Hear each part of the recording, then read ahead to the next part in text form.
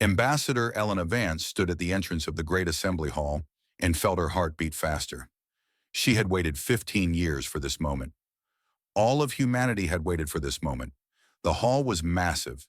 It stretched upward for hundreds of meters, with seats carved into the walls in a spiral pattern. Each seat held a representative from one of the 340 species that made up the Galactic Concord. Some were tall and thin with pale blue skin. Others were covered in scales or fur or chitinous armor. A few existed as clouds of gas contained in special chambers.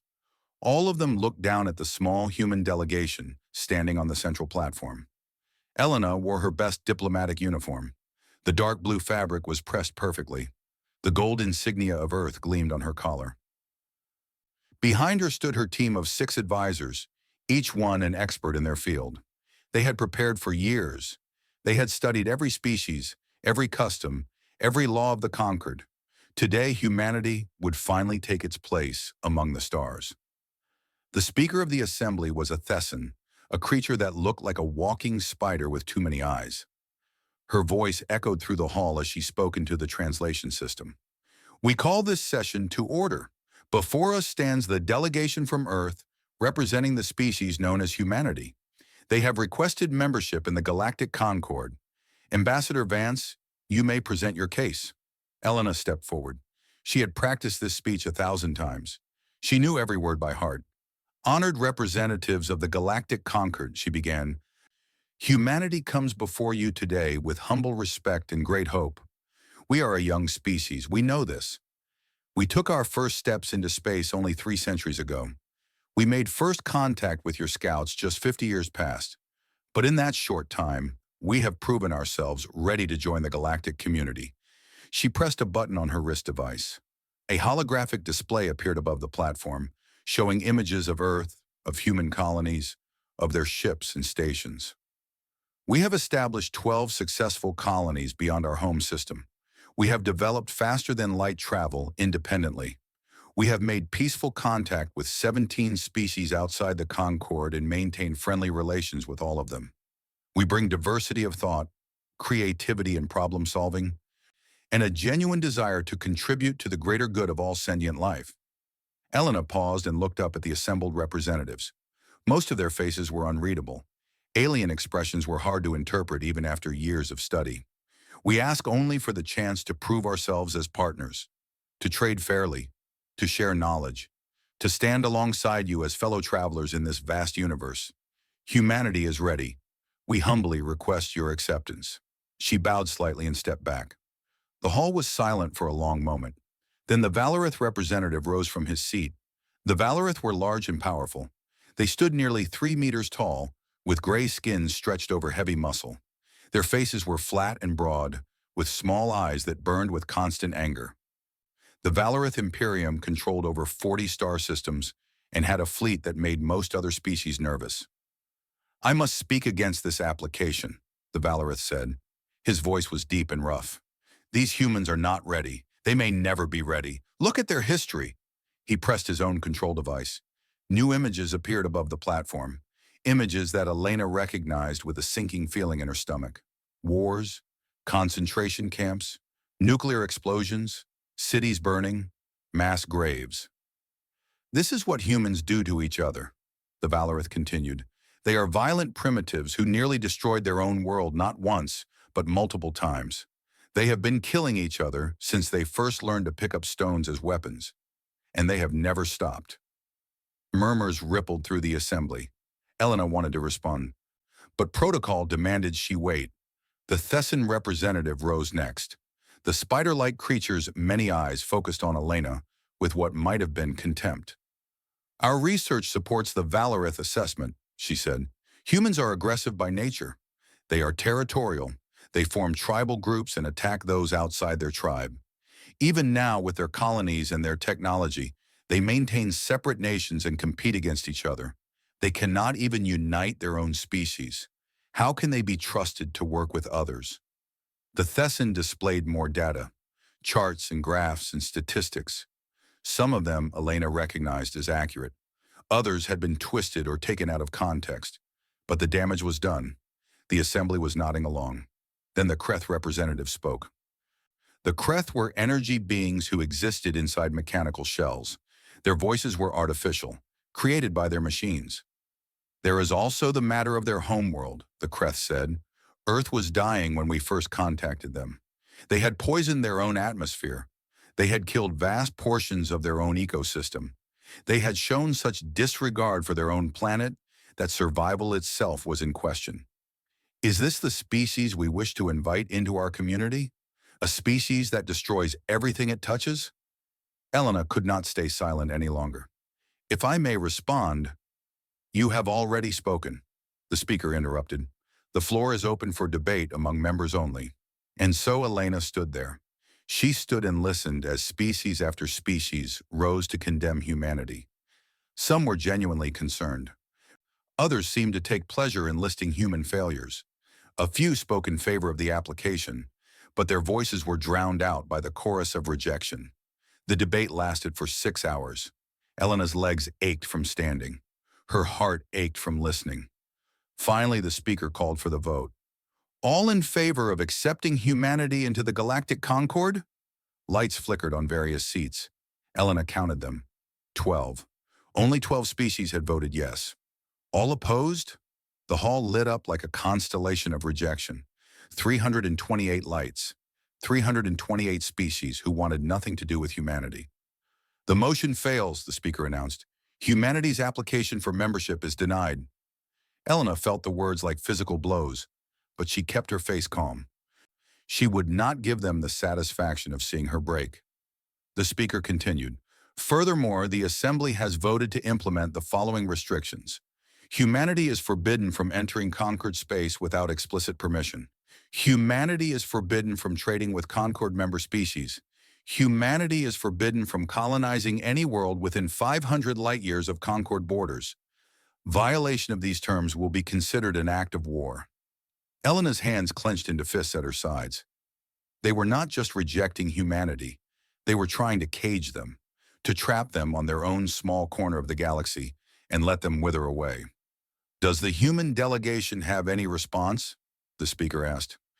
Elena looked up at the assembly, at the 328 species who had just declared humanity unworthy, at the Valorith representative who was smiling with all of his sharp teeth, at the Thessan who had presented twisted data, at the Kreth who had condemned Earth. We understand, she said simply. We will depart immediately. She turned and walked toward the exit. Her team followed in silence. As they passed through the doorway, someone grabbed Elena's arm. She turned to find the Valorith ambassador standing there. He had moved quickly for such a large creature. A word of advice, little ape, he whispered. His breath smelled like rotting meat. Go back to your dying world. Stay there. Be quiet. Be forgotten. Because if you cause any trouble, if you step 1 foot into space that belongs to your betters, we will come for you, and we will finish what your own species started. We will wipe you out completely. The galaxy has no place for you. Elena met his eyes. She held his gaze for a long moment. Thank you for your advice, she said. Her voice was calm and cold. I will remember it. She pulled her arm free and continued walking. The shuttle ride back to the human ship was silent. Her team sat with their heads down. Some of them had tears in their eyes. One was shaking with barely contained rage. Elena sat alone at the front of the shuttle. She stared out the window at the stars, at the vast galaxy that had just closed its doors to her species. Then she pulled out her secure communication device. She entered a code that only a handful of people knew. She typed a message that would change the course of human history. Prometheus contingency, immediate activation. She sent the message and put the device away. The shuttle docked with the human cruiser Dawn of Hope. As Elena stepped aboard, Captain Morrison was waiting for her. Ambassador, what happened in there? Elena looked at him. For the first time, she allowed herself to smile. It was not a happy smile. It was the smile of someone who had just been told the rules and had decided to break every single one of them. They rejected us, she said. They told us we have no place in their galaxy. They told us to go home and die quietly. What do we do now? Elena walked toward the bridge. The captain followed. Now, she said, we show them what a mistake they have made. They wanted us gone from their galaxy? Fine. We will build our own. And when we come back, they will wish they had treated us differently. The dawn of hope turned away from Nexus Prime. It pointed toward the outer reaches, toward the unknown space beyond Concord borders, toward the darkness where humanity would forge its future. Elena Vance stood on the bridge and watched the stars. They had rejected humanity. They had called them violent primitives. They had tried to cage them in a corner of the universe. They had no idea what they had just started. The outer reaches had no official name because no one had bothered to name them. The Galactic Concord called this region many things: dangerous, unstable, worthless. They said the hyperspace lanes there were twisted and broken. They said the stars were too violent, the planets too hostile. They said nothing could survive out there, and nothing was worth finding even if survival was possible.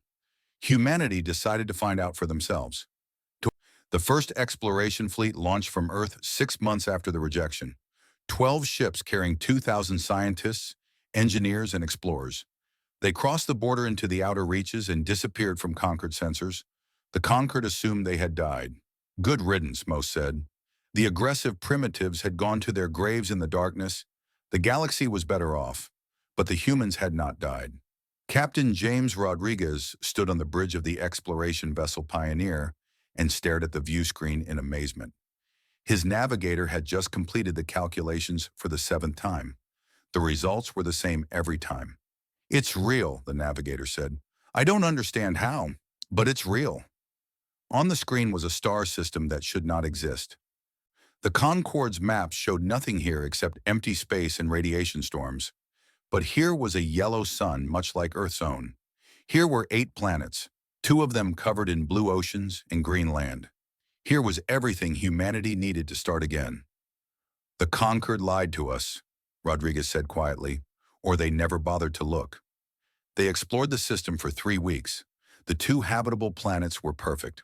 Rich soil, breathable atmosphere, abundant water. No dangerous predators, no hostile bacteria. It was as if someone had prepared these worlds for human arrival and then walked away. Rodriguez named the system New Dawn. The planets became hope and promise. He sent a message back to Earth through a communication relay his engineers had designed. It was encoded with encryption the Concord could not break. The message was simple: found paradise. Send everyone. And everyone came. Over the next 12 years, humanity poured into the outer reaches.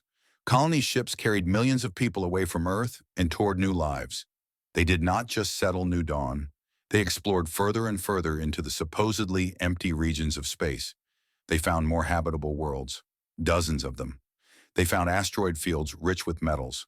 They found gas giants perfect for fuel harvesting. They found everything the Concord had claimed did not exist. But the greatest discovery came in the year 2256, 8 years after the rejection. Dr. Yuki Tanaka led a research team to a dead world on the edge of explored space. The planet had no name, just a number, ORS 7742. It had no atmosphere, no water, no life, but it had something else: ruins.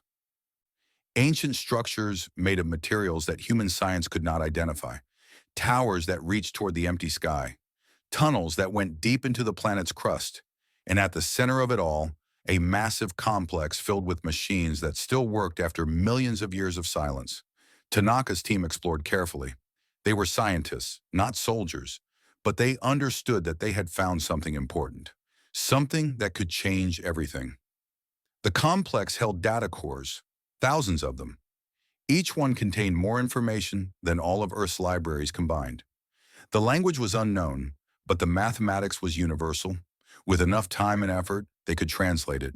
They called the lost civilization the architects. No one knew what they had looked like or why they had disappeared. But they had left behind a gift for whoever came after them, a gift of knowledge. It took 5 years to unlock the first data core. What they found inside made Tanaka cry with joy. Propulsion systems that made Concord engines look like toys. Energy generation that could power entire planets with a handful of fuel. Materials stronger and lighter than anything known to exist. Medical technology that could cure diseases humans had never been able to defeat. And stealth systems. Cloaking technology that could hide a ship, a station, or an entire fleet from every sensor the conquered possessed. The architects had valued their privacy. Now humanity would inherit that privacy.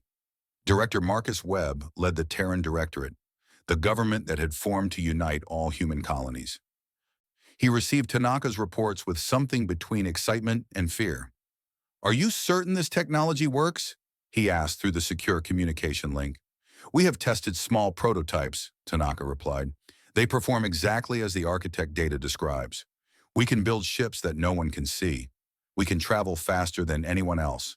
We can generate power that makes us independent of any resource the Concorde controls."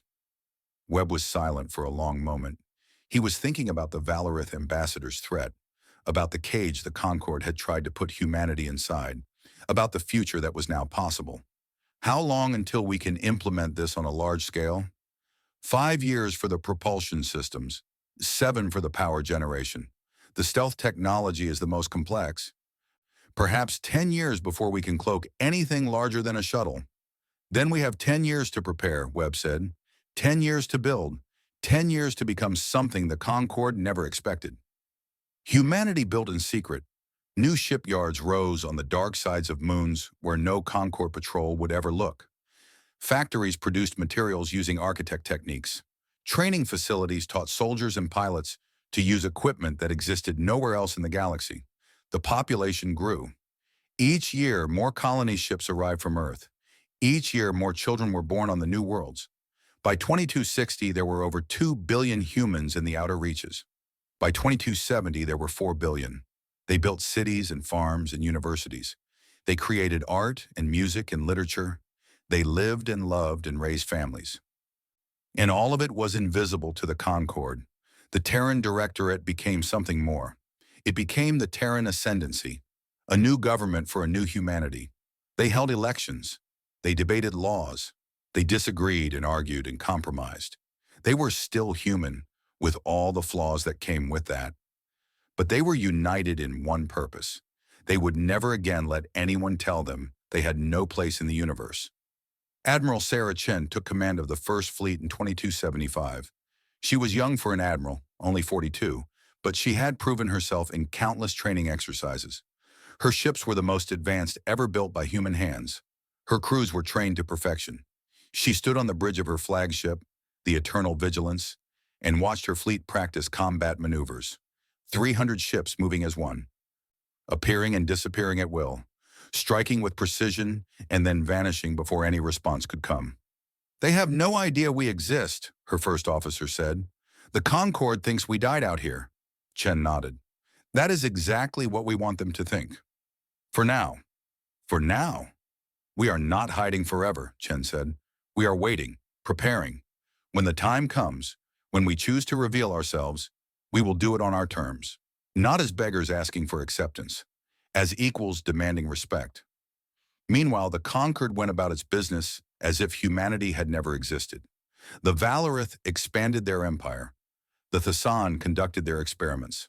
The Kreth stripped planets bare and moved on to the next ones. A Concorde patrol ship entered the outer reaches in 2268. They were checking to confirm that the dangerous region was still empty, that the humans who had fled there were truly dead. They found nothing. No ships, no colonies, no signals, just empty space and dead worlds. The patrol commander filed his report. "The humans are gone. Likely dead from exposure or starvation. Recommend closing this file. No threat remains." The Concorde accepted the report without question. Humanity was extinct. One more failed species that had reached too far and paid the price. The galaxy moved on. But in the darkness of the outer reaches, humanity was growing stronger every day. They built 12 core worlds, each one a center of industry and culture. They established 47 colonies, each one self-sufficient and thriving. They created a society that was free and fair and determined. They had been told they had no place in the galaxy. They had made their own place instead. Dr. Tanaka, now old and gray but still brilliant, stood before the Ascendancy Council in 2280. Behind her was a holographic display of the galaxy. Concorde space was marked in blue.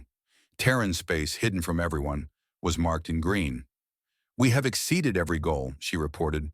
Our technology is now significantly ahead of Concorde capabilities in all measured areas. Our military could defeat any single Concorde power in direct conflict. Our economy is stable and growing. Our population is healthy and educated. Director Webb's successor, James Okonkwo, leaned forward in his chair. And our stealth capabilities? Perfect, Tanaka said. We can move through conquered space at will. They cannot detect us. We have been observing them for years. We know their shipping lanes, their military deployments, their political conflicts. We know everything about them, and they know nothing about us. Okonkwo nodded slowly. Then it is time to decide what we do with this advantage. Do we use it for war, for conquest, or for something else? The debate that followed would shape the future of two civilizations. But that is a story for another time. For now, it was enough that humanity had survived, more than survived. They had thrived. They had grown. They had become something the Concorde never imagined possible. The rejected species had built an empire in the shadows, and the shadows were about to move. Commander Marcus Cole moved through the crowded market like he belonged there. He wore the clothing of a Thessan merchant, a long robe with complex patterns that indicated middle-class status. His skin had been treated with a compound that made it pale blue. His eyes were hidden behind lenses that gave them an alien appearance. Implants in his throat changed his voice. No one looked at him twice. Just another trader going about his business in the commercial district of Thessan Prime. Cole had been doing this work for 15 years. He was one of the first agents recruited for the Shadow Network, humanity's covert operations division. He had walked on over 100 alien worlds. He had stolen secrets from the most secure facilities in the Concord. He had never been caught. Today's mission was simple. Meet a contact, receive information, disappear. He found the contact at a food stall near the eastern gate. She was a Thessan female, smaller than most of her species, with markings on her face that indicated low status. Her name was Kirith, and she had been feeding information to humanity for 3 years. Cole sat down across from her and ordered a bowl of nutrient broth. The Thessan language came easily to him now. He had learned 7 alien languages during his training. "You have something for me," he said quietly. Kirith pushed a small data chip across the table. "Everything you asked for. Security protocols for the research station, guard schedules, entry codes." Cole palmed the chip smoothly. "And the experiments?" Kirith's many eyes blinked in the Thessan expression of distress. "Worse than we feared.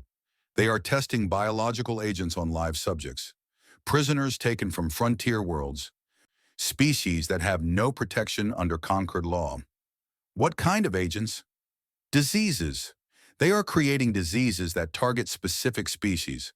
They want weapons that can kill entire populations without firing a single shot." Cole felt cold anger in his chest. He kept his face neutral. "Do they have working samples?" "Not yet, but they are close. Perhaps 6 months away from a functional weapon. Then we have 6 months to stop them." He finished his broth, paid with local currency, and left the stall.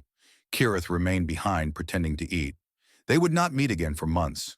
Too much contact was dangerous for both of them. Cole made his way to the extraction point, a warehouse on the edge of the city. Inside, hidden behind stacks of cargo containers, was a small shuttle equipped with stealth technology. He climbed aboard and lifted off, rising through the atmosphere and engaging the cloaking system the moment he cleared the city's sensor grid. 3 hours later, he was back on the hidden station called Shadow Haven.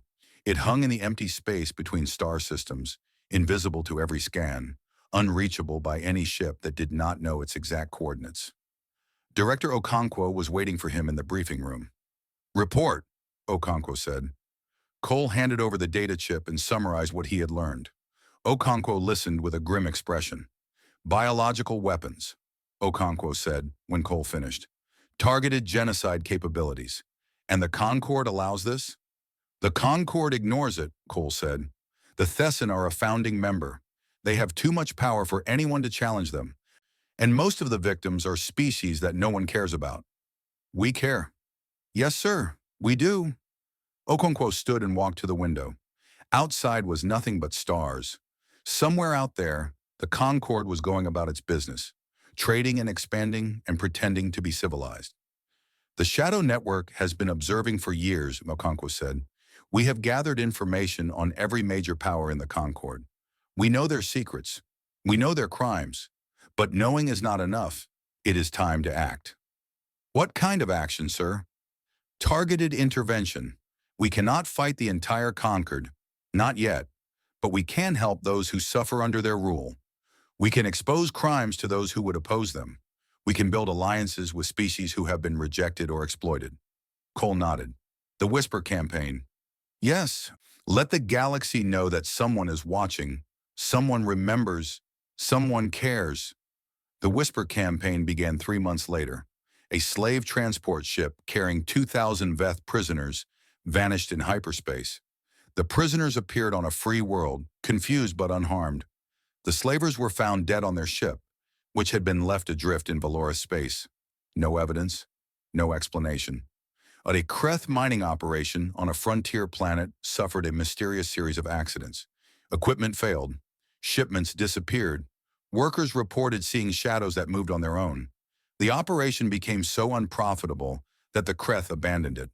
The native population, who had been forced to work in the mines, found food supplies waiting for them when the Kreth left. A corrupt Thessan official who had authorized experiments on prisoners was found dead in his home. Security recordings showed nothing, but beside his body was a paper document, handwritten in a language that translation systems could not identify. The document listed his crimes in perfect detail. Rumors spread through the underclasses of the Concord. The servants and slaves and laborers whispered to each other in dark corners. They said that ghosts were hunting the powerful. They said that someone was watching. They said that help was coming for those who had been forgotten. The ruling species dismissed these rumors as superstition, but they began to increase security. They began to watch the shadows, and the shadows watched back. Cole led a team to rescue a group of scientists who had been imprisoned by the Valorith for refusing to design weapons. He personally carried one of them, an elderly Veth physicist, to safety. "Who are you?" the physicist asked as they flew toward freedom. "Friends," Cole said. "Just friends." "I did not know we had friends. You do now, and you always will." The Shadow Network grew. It was not just human operatives anymore. Aliens who had been helped by humanity began to help in return. The Veth provided intelligence on Valorith movements. The crystalline singers, silicon-based beings who could survive in vacuum, served as scouts in dangerous regions. The Drifter clans, nomads who traveled between the stars, carried messages and supplies. Director Okonkwo invited representatives of these species to a secret meeting on Shadow Haven. "You have all suffered under the Concord," he said to the assembled group. "You have all been rejected or exploited or ignored. Humanity knows what that feels like. We were cast out for being different. We were told we had no value." He paused and looked at each representative in turn. "We are building something new, not an empire, not a conquest, a community, a place where every species is valued, where strength is used to protect, not to dominate, where power comes from cooperation, not from fear." The Veth ambassador, a scarred veteran of many struggles, leaned forward. "The conquered will not allow this. When they discover what you are building, they will come for you." "Let them come," Okonkwo said. "By then, we will be ready." "Ready for what? War?" "If necessary, but we hope for something better. We hope to show the galaxy that there is another way, that rejection and cruelty are not the only options, that even species who have been cast aside can build something worth believing in." The Shadow Alliance was formalized that day. 32 species pledged to support each other. They shared technology and resources. They protected each other's refugees. They built together what none of them could have built alone. And still the Concord did not know. Their patrols passed through empty space where hidden stations watched them. Their merchants traded with aliens who reported every transaction to human intelligence. Their leaders made plans that were known to the Shadow Network before the ink was dry. Admiral Chen ran war games based on the intelligence. Her fleets practiced scenarios against every major Concord power. The results were consistent. Humanity would win. Not easily, not without cost, but they would win. "We could take the Valorith in 6 months," she reported to the council.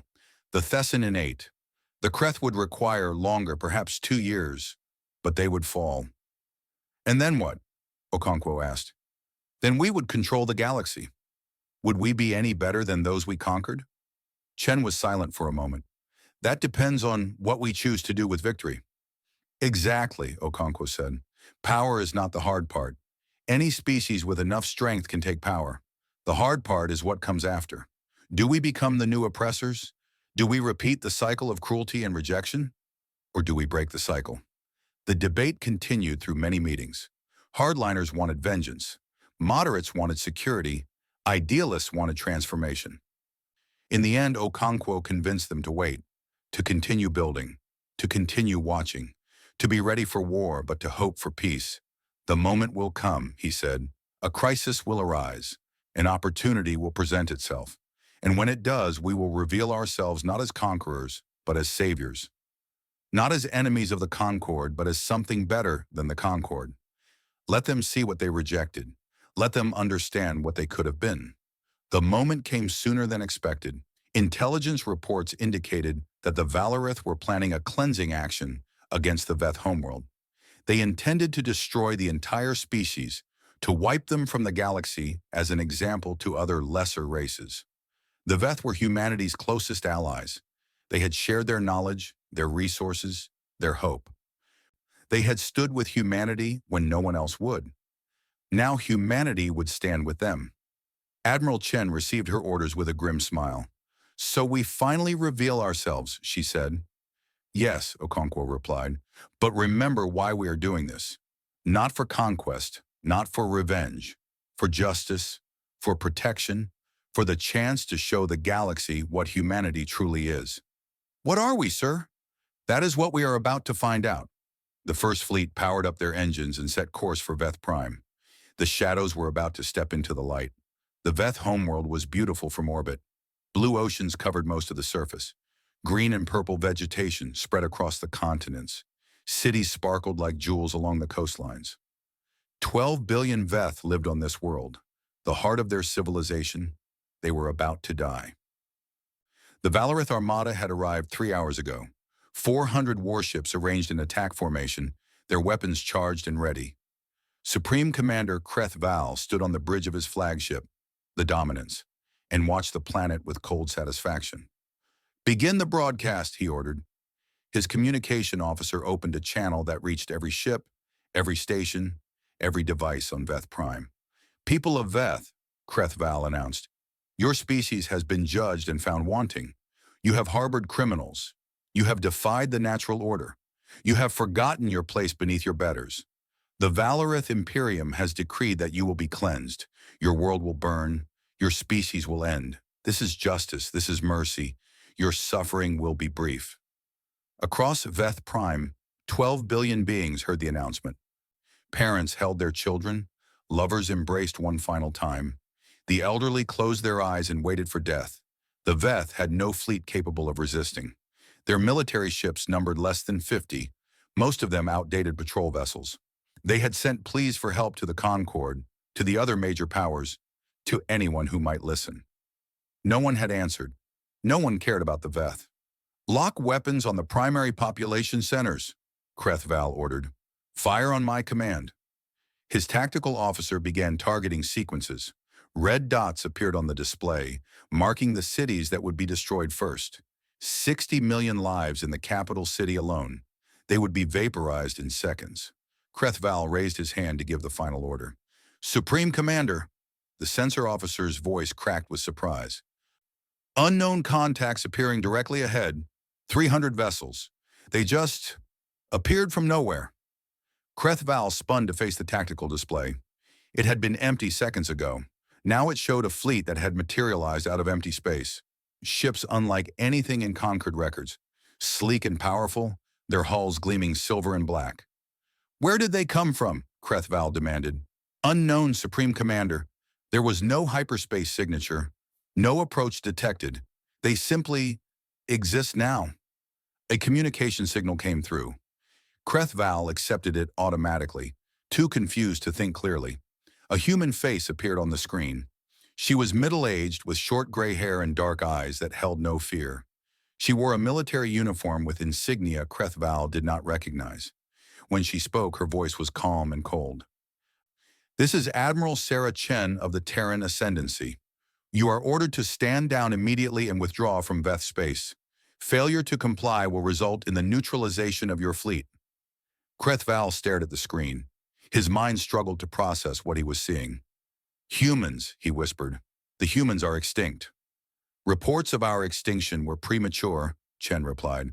"I will repeat my order once. Stand down and withdraw. You have 60 seconds to comply."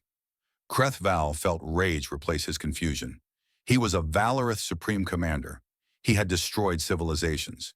He would not be threatened by primitive apes who should have died decades ago.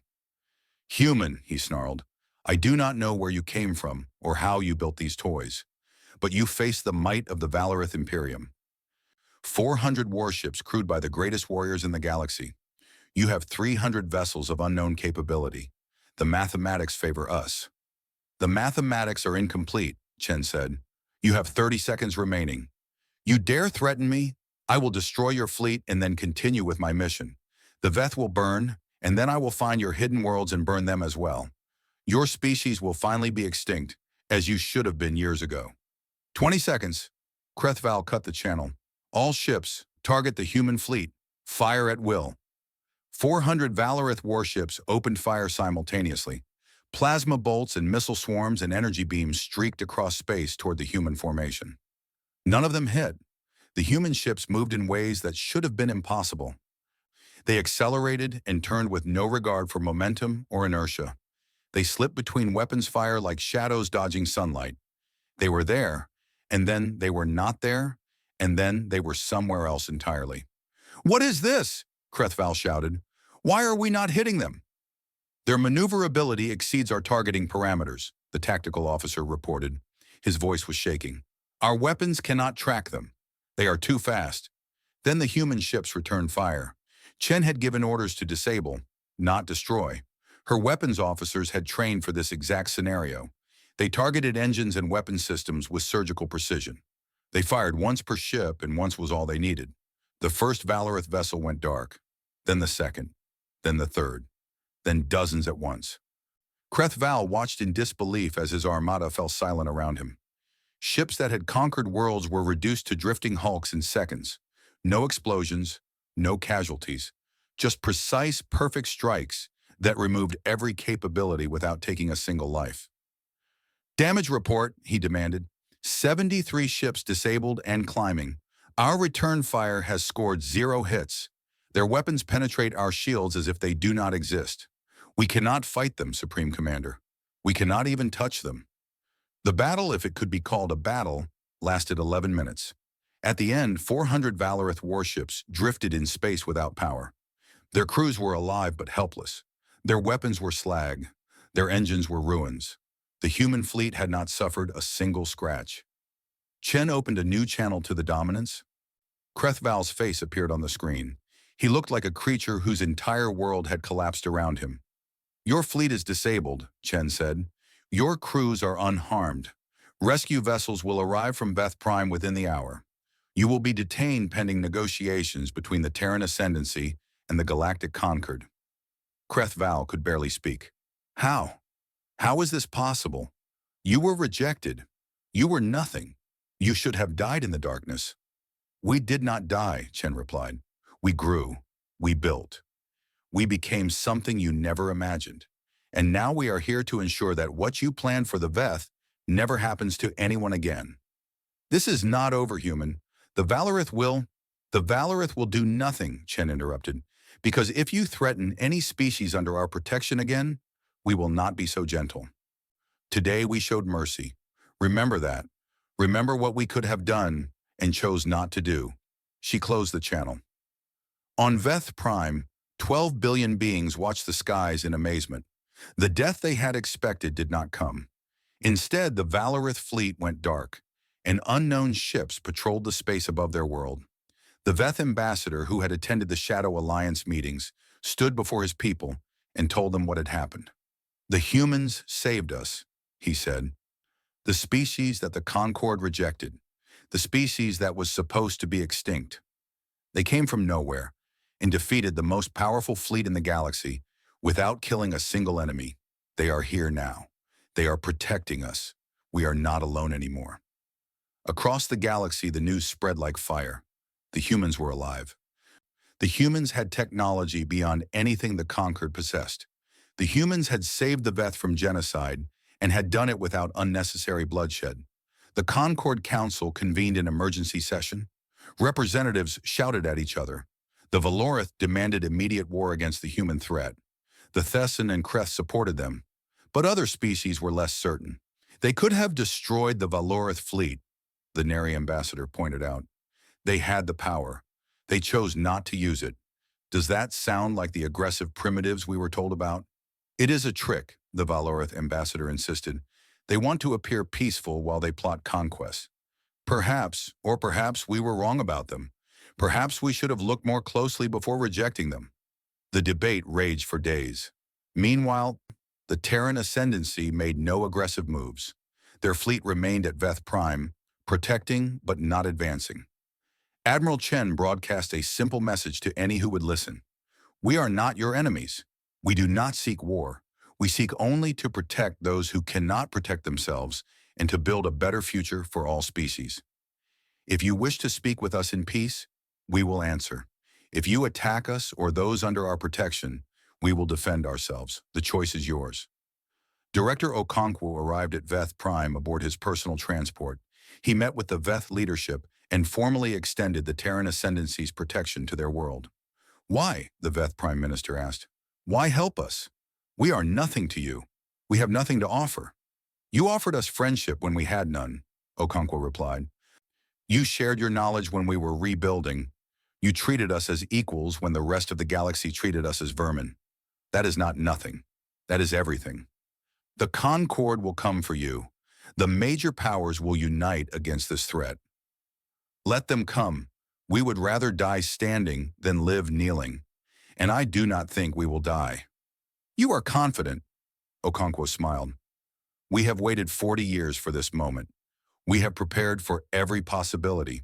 We know what we are facing, and we know what we are capable of. The Concord may be larger, but they are divided and corrupt.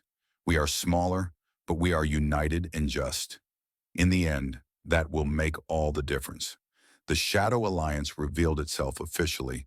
32 species announced their support for the Terran Ascendancy. They were not major powers. They were the rejected, the exploited, the forgotten. But together they represented billions of beings who wanted something better than what the Concord had offered. Admiral Chen stood on her bridge and watched the stars. Somewhere out there, the major powers were deciding what to do. War or peace, conflict or cooperation. Her fleet was ready for either. But she hoped, truly hoped, that they would choose wisely, because humanity had not built this power for conquest. They had built it to create a new kind of galaxy, a galaxy where rejection led not to death, but to determination, where cruelty was met not with cruelty, but with justice. The Valorith had called humans aggressive primitives. They were about to learn how wrong they had been.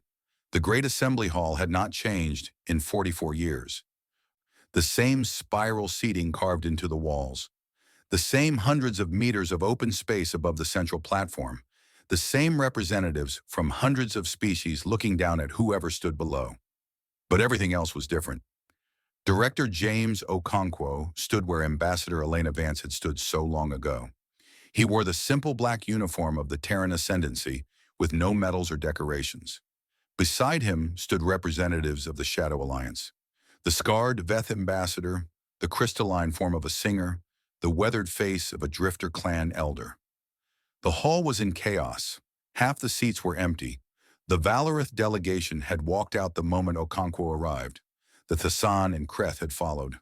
Other species allied with the major powers had left as well, though some had hesitated at the door.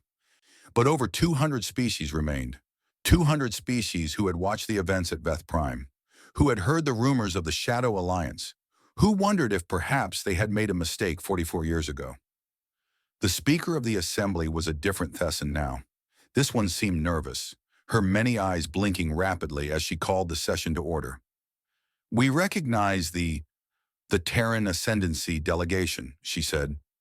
You have requested to address this assembly. You may speak. Okonkwo stepped forward. He looked up at the assembled representatives. He remembered watching the recordings of Vance's original speech, of the vote that had rejected humanity, of the Valorith threat that had followed. He took a deep breath and began. 44 years ago, humanity stood in this hall and asked to be accepted. We were rejected. We were told we were violent primitives. We were told we had destroyed our own world. We were told we had no place in this galaxy. He paused and let the words settle. Those who rejected us were right about some things. We were violent. We did harm our homeworld. We made terrible mistakes throughout our history. But they were wrong about the most important thing. They were wrong that we could not change. Murmurs rippled through the hall. Okonkwo continued. When you cast us out, we did not die. We did not give up. We went into the darkness you told us to go to, and we built something new. We found worlds you said did not exist. We developed technology you cannot match. We created a society that learned from human mistakes instead of repeating them. He gestured to the representatives beside him. And we found allies. Species that had also been rejected or exploited or forgotten. Together we built an alliance based not on power, but on principle. Not on domination, but on dignity. Every species has value. Every species deserves respect. That is what we believe. That is what we have built. The Veth ambassador stepped forward. His voice was rough with emotion. The humans saved my world. The Valorith came to destroy us. 12 billion of my people would be dead if not for human intervention. And when the humans had defeated the Valorith fleet, when they had total power over their enemies, what did they do? They showed mercy. Not a single Valorith life was taken. Not one. A crystalline chime rang through the hall as the singer spoke. The humans gave us refuge when we were driven from our home systems. They asked nothing in return. They treated us as equals when others treated us as curiosities or threats. The Drifter Elder's voice was quiet but carried clearly. My people have wandered between the stars for 10,000 years. We have seen empires rise and fall. We have seen cruelty and kindness. What the humans have built is different from anything we have encountered. They do not seek to rule. They seek to protect and uplift. They are what this Concord claims to be, but has never truly been. Okonkwo stepped forward again. We are not here to demand submission. We are not here for revenge. Those who rejected us 44 years ago, we understand why they were afraid. Humanity's history gave them reasons to doubt. We cannot change our past. We can only show through our actions what we have become. He paused and looked at the empty seats where the Valorith and their allies had sat. Some species have chosen to oppose us. They are preparing for war. We do not seek that war. We will defend ourselves and our allies if we must, but we hope for peace. We hope for cooperation. We hope for a galaxy where species are judged not by their history, but by their choices. He raised his hands in a gesture of openness. Today I offer you that choice. The Terran Ascendancy proposes a new alliance, not a concord where major powers exploit minor ones. Not an empire where strength alone determines worth. A commonwealth. A true partnership of equals. We will share our technology. We will provide protection to those who need it. We will help rebuild worlds damaged by exploitation. In exchange, we ask only one thing, that every species, regardless of size or power or history, be treated with dignity. Silence filled the hall. The representatives looked at each other, at Okonkwo, at the empty seats of those who had left. Finally, the Neri ambassador rose. The Neri were small aquatic beings who had never been major players in galactic politics. Their voice was thin and high. The Concord has never treated us as equals. We pay tribute to larger powers. We follow rules we had no voice in making. Our concerns are ignored in every council session. The ambassador paused. If what you offer is real, if you truly mean partnership rather than domination, we vote yes. Another species rose, then another, then a cascade. Yes from the Pallid Union. Yes from the merchant guilds of Xerxes. Yes from the unified colonies of the Rim. Yes from the Free Systems Alliance. The votes came faster and faster. Species that had been silent for centuries found their voices. Species that had been bullied and exploited and ignored chose to take a chance on something new. When the voting was complete, the speaker announced the results with undisguised shock. 247 species vote in favor of accepting the human proposal. 81 vote against, 12 abstain. The old Concord was dead. A new Commonwealth was born. Outside the hall, the Valorith ambassador raged at his colleagues. This is unacceptable. The humans have stolen our place.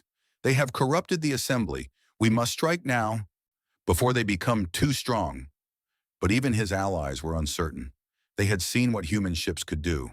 They had watched an entire Valorith armada reduced to helpless hulks in minutes. War against such an enemy was not conquest. It was suicide. Perhaps we should negotiate, the Thessan representative suggested weakly. Never. I would rather die than kneel to apes. That can be arranged, said a voice from the shadows. They spun to find Admiral Chen standing behind them. She had appeared from nowhere, just like her ships had appeared at Veth Prime. Her uniform was crisp. Her expression was calm. Her hand rested casually on a sidearm. How did you... The Valorith started. Get in here. The same way we do everything. We are better at this than you. Better at stealth. Better at technology. Better at war. If it comes to that. She stepped forward and the alien ambassador stepped back. I am here to offer you a choice. You can continue to oppose us. You can rally your fleets and attack. We will defeat you. We will do it without unnecessary deaths because that is who we are. But you will lose everything. Your empires will crumble. Your power will be broken. She paused. Or you can accept the new reality. You can join the Commonwealth as equals, not as masters, but as partners. You will have to treat other species with respect. You will have to stop the exploitation and the cruelty. But you will survive. You will have a place in the future. The Valorith ambassador's face was purple with rage. You think you can threaten us? You think we fear you? I know you fear us, Chen said.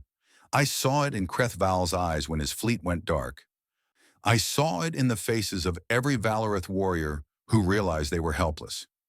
Fear is not shameful. What matters is what you do with it.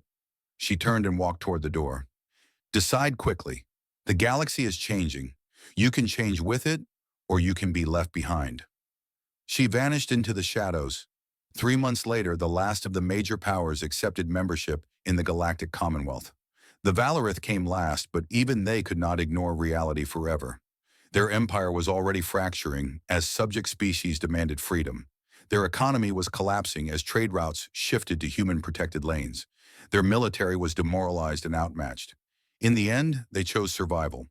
Ambassador Elena Vance, now 93 years old and frail, stood in the Great Assembly Hall one final time. She had been asked to address the first full session of the Commonwealth Council. The hall was completely full. Every seat was occupied. Species of every kind looked down at her with hope and curiosity and cautious respect. She leaned on a cane and smiled at the memory of standing here as a young woman, full of hope that had been crushed by rejection. 44 years ago, she began, I stood on this platform and asked you to accept humanity. You said no. You told us we were not worthy. You told us to go away and die. She chuckled softly. We are not very good at doing what we are told. Laughter rippled through the hall. Even some of the former conquered powers smiled despite themselves. We built an empire in the shadows. We developed technology you thought impossible. We gathered allies you had forgotten existed. We could have used all of that for conquest. We could have repaid cruelty with cruelty. She shook her head. But that is not who we are, not anymore. We learned from our history. We understood that power without mercy is just another form of weakness. That true strength comes from lifting others up, not from pushing them down. She looked around the hall, at the hundreds of species gathered together. You told us we had no place in your galaxy, so we built our own. And now we offer you a place in ours, not as subjects, not as servants, as equals, as partners, as friends. She straightened as much as her old bones allowed. That is what humanity does. We do not just survive rejection, we transform it into something better. We take our pain and turn it into purpose. We take our anger and turn it into action. We take every obstacle and turn it into opportunity. She smiled one last time at the assembly. Welcome to the Galactic Commonwealth. Welcome to a new future. Welcome to what we can build together. The hall erupted in applause. Somewhere in the audience, Admiral Chen stood with her arms folded, watching. Beside her was Commander Cole, now retired from active operations, and Director Okonkwo, who had led humanity through its greatest trial. We did it, Cole said quietly. We actually did it. No, Okonkwo replied. We just began. The real work starts now. Building peace is harder than winning wars. Then we will build, Chen said. That is what we do. Outside the hall, on worlds across the galaxy, billions of beings looked up at the stars with new hope. The old order had fallen. The new one was just beginning. And at the heart of it all were the humans, the species that had been rejected, the species that had been called aggressive primitives, the species that had proven, against all odds and expectations, that mercy was stronger than conquest and that hope was more powerful than fear. They had been told they had no place in the galaxy. They had made a place instead, and it was magnificent.